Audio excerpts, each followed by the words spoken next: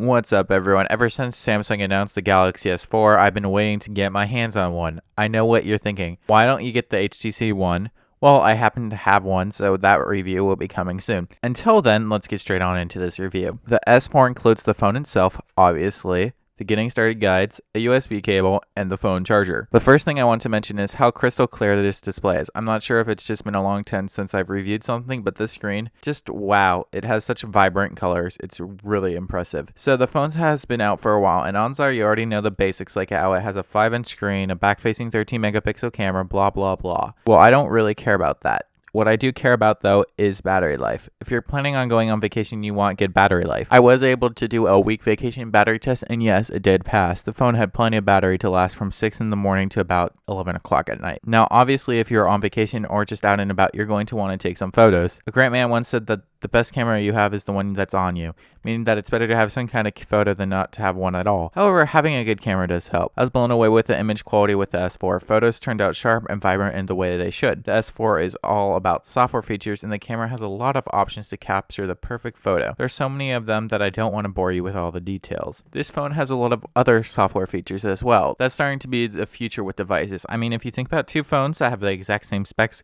companies are going to have to consider other things besides just the specs. You have to give a good experience. That's something Apple truly excels at, and they are the best company in the world. Oh my gosh, you're such an Apple fanboy. No, I kid, but you know what I mean. You have to offer a good experience with your device. Anyways, there's other software features at the moment that seem cool, but just end up being gimmicky. For example, scrolling with your head kind of seems stupid and doesn't work half the time. Eyeball tracking is the future, and it sounds like Samsung released this prematurely. I have a feeling this will be like Siri. It sounds cool, but doesn't work well, and a competitor will come out and make something that actually works well.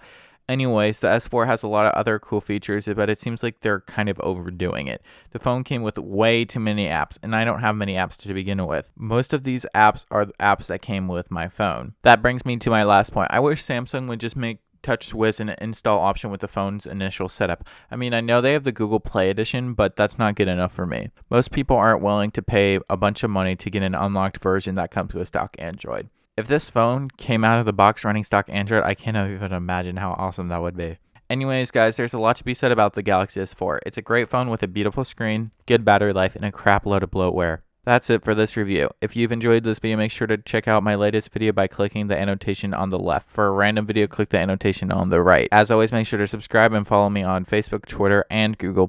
All the links and more will be in the description below if you want to pick up a Galaxy S4.